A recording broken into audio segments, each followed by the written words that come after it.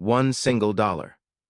That was the price of a human life in 1851, the girl everyone called worthless and ugly, but the men who bought her for a coin never realized they were handing her the keys to their own ruin.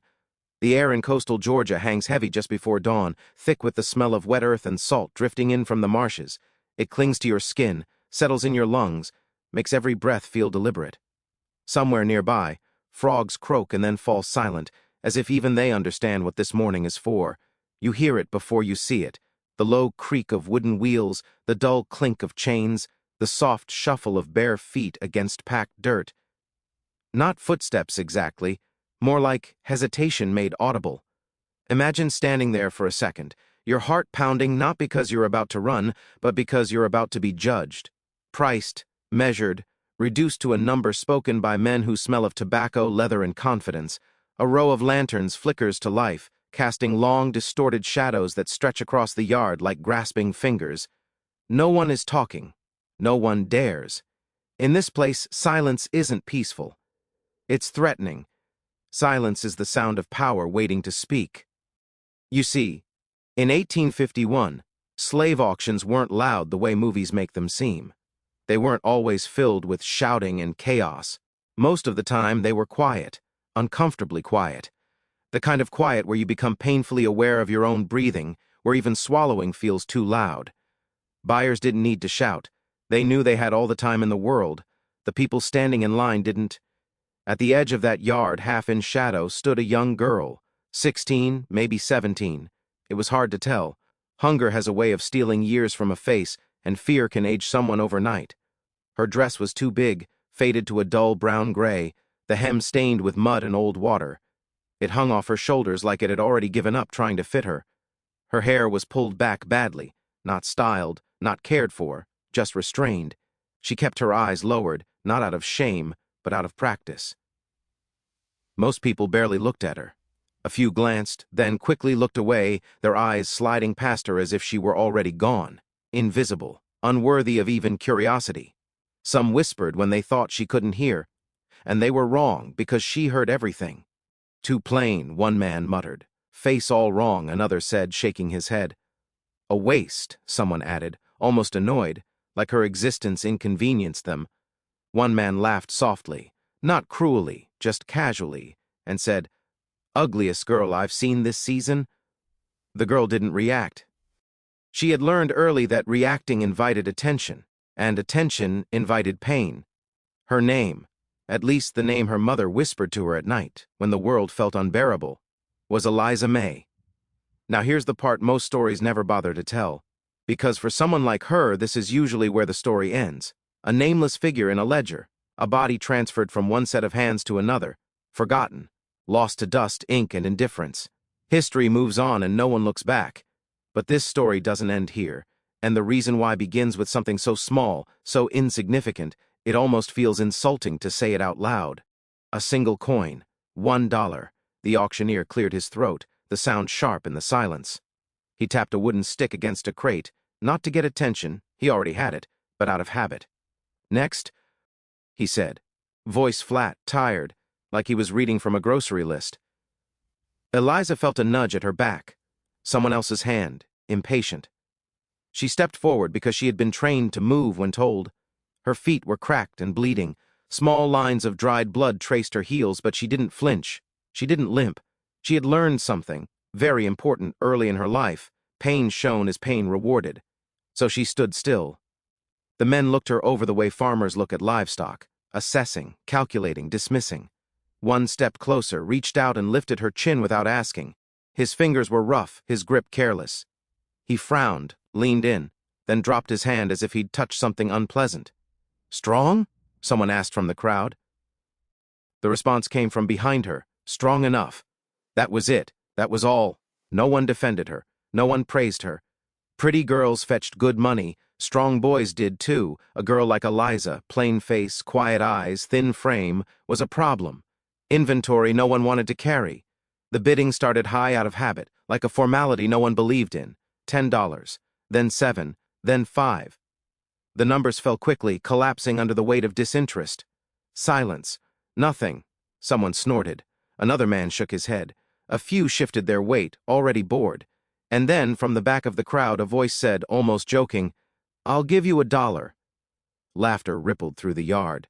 Not loud, not cruel, just amused, as if this was all a bit of entertainment. $1 going once, the auctioneer said, half smiling. No one countered. $1 going twice. Eliza stared at the ground. She counted the cracks in the dirt because looking up hurt too much. Looking up meant hoping, and hope, she had learned, was dangerous. Sold. The word landed heavier than the chains ever could. A single silver coin changed hands. It glinted briefly in the lantern light before disappearing into a pocket. That was the price of her life. $1. Less than a pair of shoes. Less than a pig. Less than the paper that would record the sale. The man who bought her was named Thomas Grayson. He wasn't a powerful man. Not really. He owned a small plantation.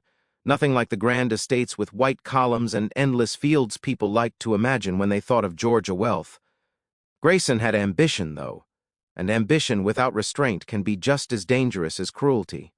He wasn't cruel in the dramatic way. He didn't shout for no reason. He didn't beat people for sport.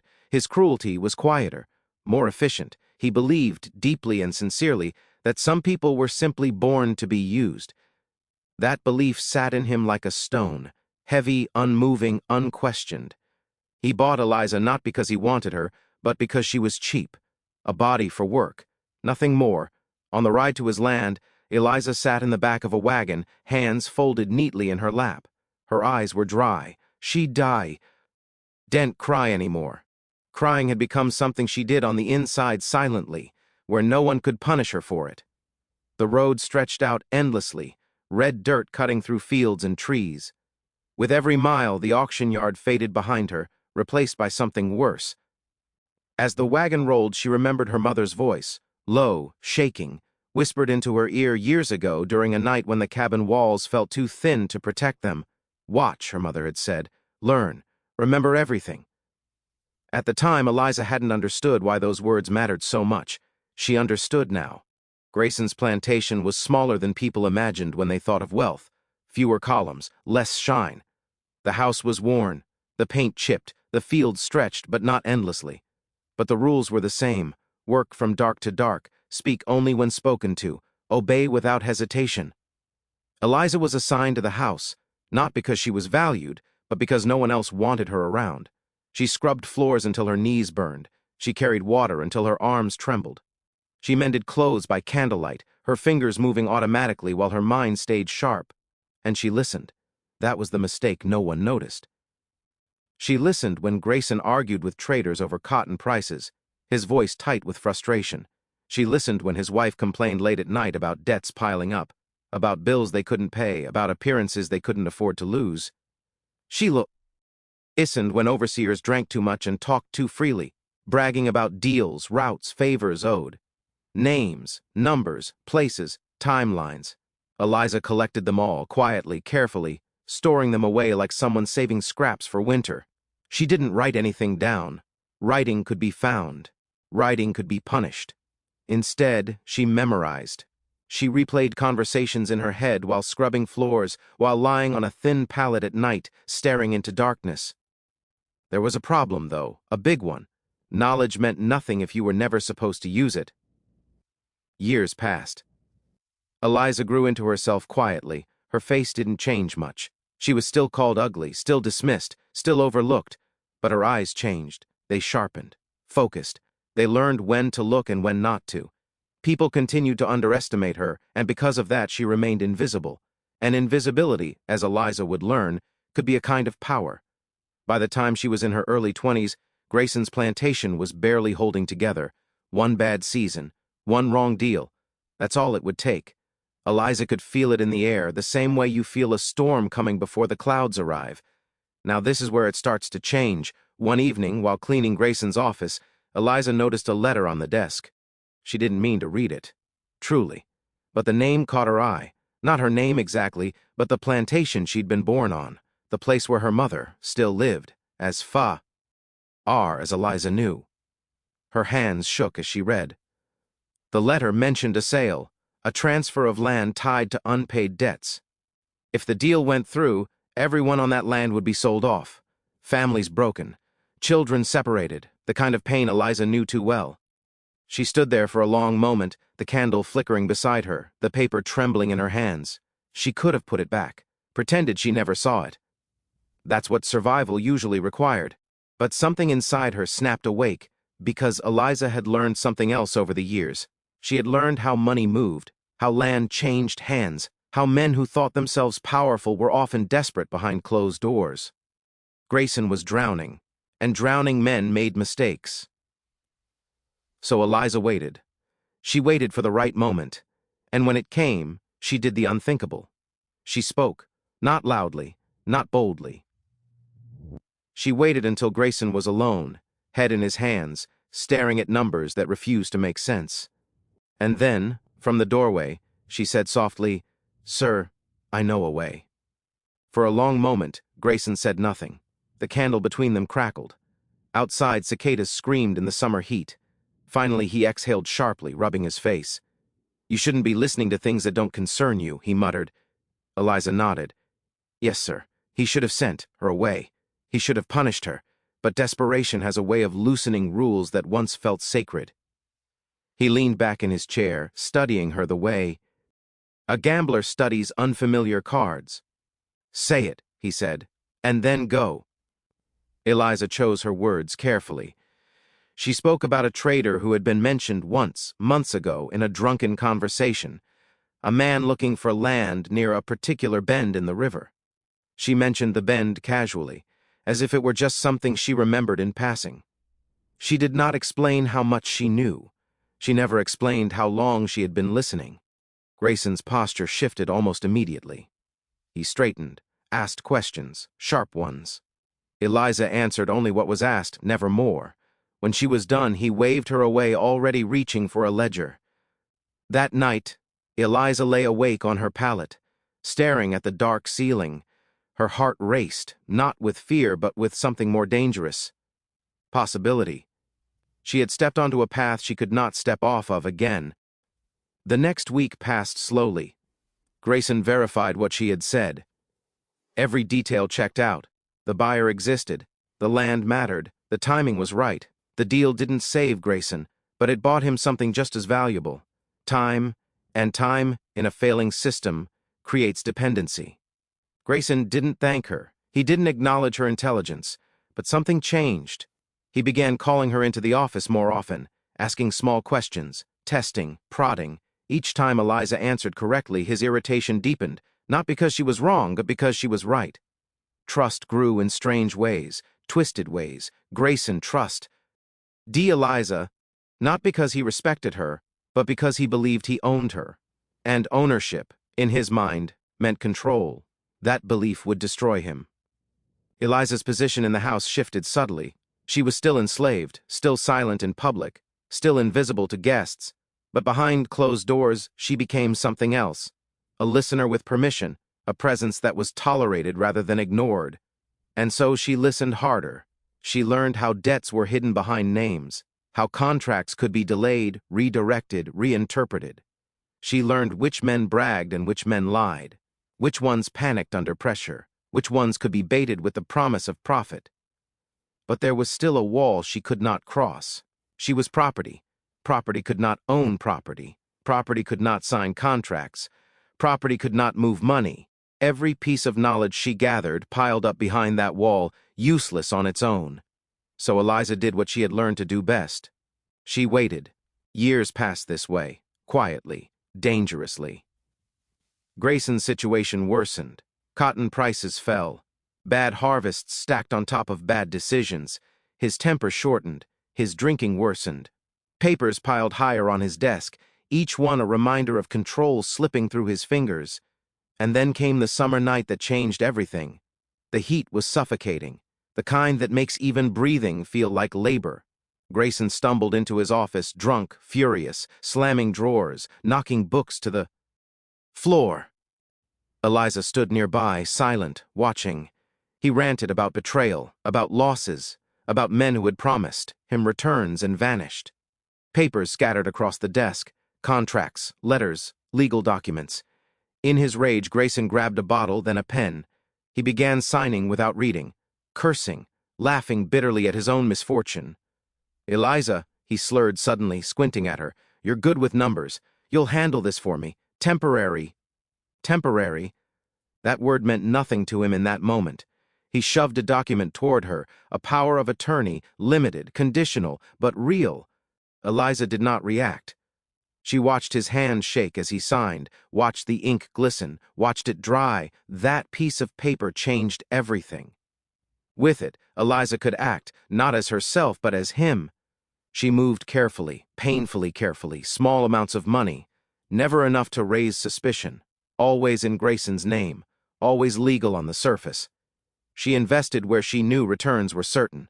She redirected funds through channels she understood better than the men who built them.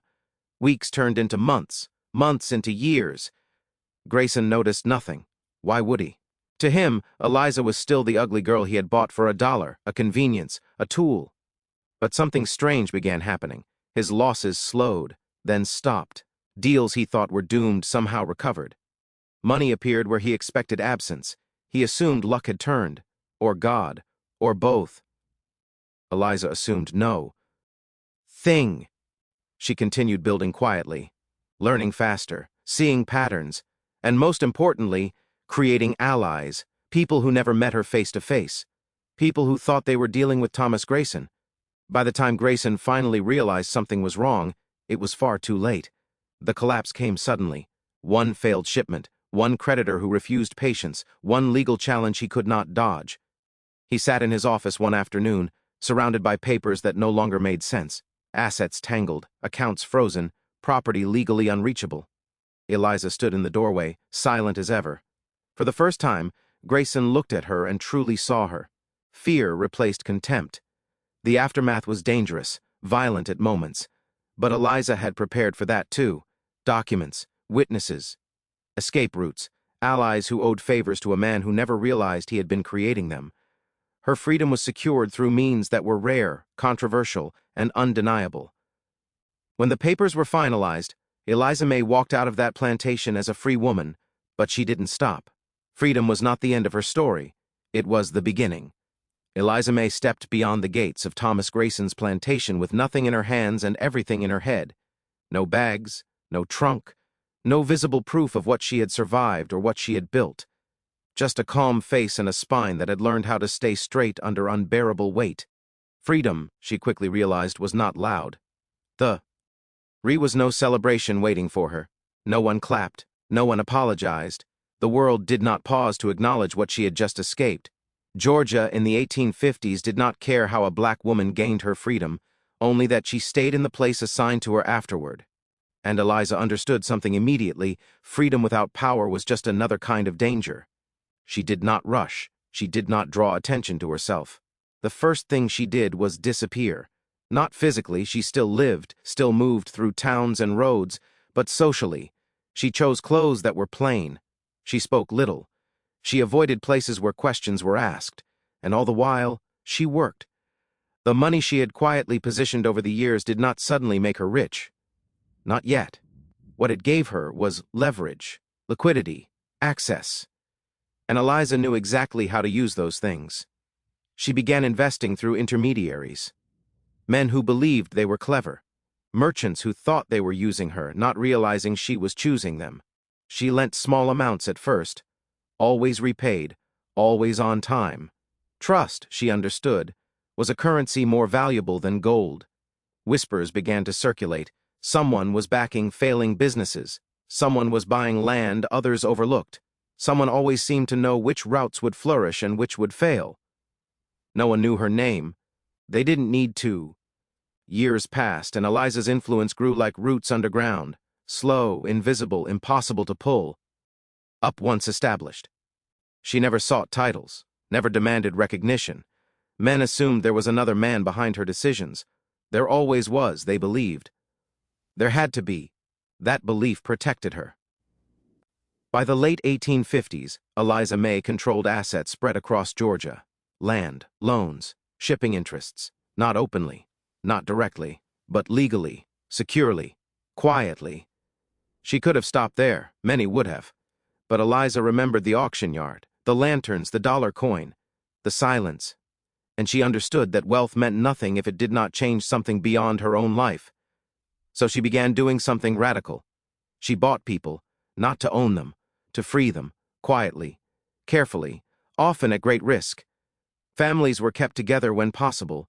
Children were sent north under the protection of arrangements that could never be spoken aloud. Schools were funded in ways that hid their source. Teachers were paid. Buildings erected. No plaques, no names. History would never credit her for it. That was the point. By the time the whispers grew louder, about a mysterious woman backing half the region's trade, it was too late to stop her. Attempts were made. Investigations whispered about, but nothing ever stuck.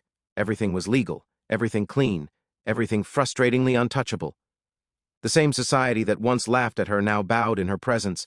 Men who would have sold her for less than a sack of grain now begged for her favor. They spoke to her carefully, respectfully. They never noticed the irony burning quietly between them. And perhaps the cruelest irony of all was this: many of them never realized who she truly was, or where she came from, or that the woman sitting across from them, listening patiently, had once stood barefoot in a dirt yard, waiting to be sold. Eliza never married, not because she couldn't, because she chose not to. Marriage, she understood, was another contract, and she had signed enough of those under duress. She never sought revenge in the ways people expect.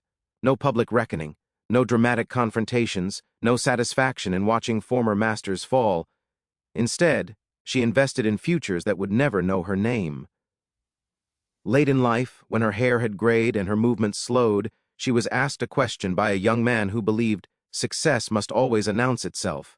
"How did you do it?" he asked. "How did you become what you are?" Eliza smiled. "They've always told me who they are," she said softly. "I just listened." So imagine that yard again. The lanterns, the silence, the dollar coin glinting briefly before vanishing into a pocket. A girl standing there, unwanted, unseen. And ask yourself this: how many stories like hers were buried before they ever had the chance to begin? Because history often remembers power as something loud, violent, obvious. But sometimes the most dangerous force in the room is the one everyone forgot to look at. Eliza Mae was never the ugliest girl. She was simply the one they never bothered to see. And maybe that's the lesson that lingers longest. That resilience doesn't always scream. Sometimes it waits, listens. And when the moment finally comes, it changes everything. Eliza Mae lived long enough to watch the world begin to crack. Not shatter, not heal, just crack. The signs were everywhere if you knew how to look. Men argued louder. Laws tightened, then twisted. Whispers of war floated through drawing rooms and taverns, spoken in half sentences and nervous laughter. The South grew tense, defensive, angry, like someone who knows they are standing on stolen ground but refuses to step off it. Eliza listened. She always listened. By now, her wealth was no longer fragile. It didn't depend on one crop, one man, or one season. It was layered, protected, distributed across names and institutions that would outlive her. But money, she understood, could not protect everything. Some nights, she sat by a window watching the glow of lanterns along distant rows, and thought about how many of those lights once marked auction yards, how many lives were still being priced while politicians argued about principles they never intended to apply equally. She did not pretend to be a savior. That mattered. Eliza knew she could not undo the system, not alone, not quietly. But she also knew that systems weaken at the edges, not at the center. And so that's where she worked. She continued buying freedom where she could. Quiet manumissions, strategic purchases, legal maneuvers that turned human beings into line items only long enough to erase that status forever. She funded schools that taught reading when reading was considered dangerous. She supported preachers who spoke carefully, in code, about dignity and worth. She paid lawyers who were willing to bend without breaking. None of it was safe. All of it mattered. People who met Eliza late in her life often described her as unremarkable. That word again, plain, average, easy to forget. She dressed modestly, spoke softly, never announced her importance. Men often underestimated her in the first minutes of conversation, and never realized their mistake until much later, if at all. That invisibility followed her to the end. When she died, there was no grand funeral, no public mourning, no newspaper headline that captured the truth of who she had been. Her estate was handled discreetly, her money dispersed according to instructions that had been written years earlier, revised carefully, thoughtfully. Only a handful of people ever knew the full scope of what she had done, and that was exactly how she wanted it, because Eliza Mae did not build her life to be remembered. She built it to matter. Somewhere in Georgia, land continued to bear crops that once belonged to her. Schools she funded educated children who would never know her name. Families lived free lives because of decisions she made in silence. Her influence moved forward like a current beneath the surface of history, unseen but undeniable. And history, as it often does, moved on without stopping to ask how any of it became possible. That's the cruel part, isn't it? How easily stories disappear when they don't fit the shape we expect. How many lives like Eliza's were erased, not because they lacked greatness, but because they carried it quietly. Because they didn't scream. Because they didn't match the face people wanted to see. So when we talk about power, maybe we should rethink what it looks like. Maybe power isn't always the man holding the gavel or the whip or the law. Maybe sometimes it's the girl no one wanted, the one priced at $1, the one standing at the edge of the yard while everyone else looked away. Maybe power is memory. Maybe it's patience. Maybe it's the ability to listen long enough to understand how a system works, and then wait until it exposes itself. Eliza Mae never raised her voice. She never demanded the world change. She simply learned how it moved and redirected it. So the next time you imagine history, don't just picture the loud figures, the generals, the politicians, the masters. Picture the quiet ones too, the listeners, the watchers, the people whose names were never meant to survive, but whose impact did. Because resilience doesn't always roar. Sometimes it whispers, and sometimes that whisper reshapes everything. The lanterns fade, the yard goes quiet, and the dollar coin loses its shine, but the story remains, waiting for someone willing to see it.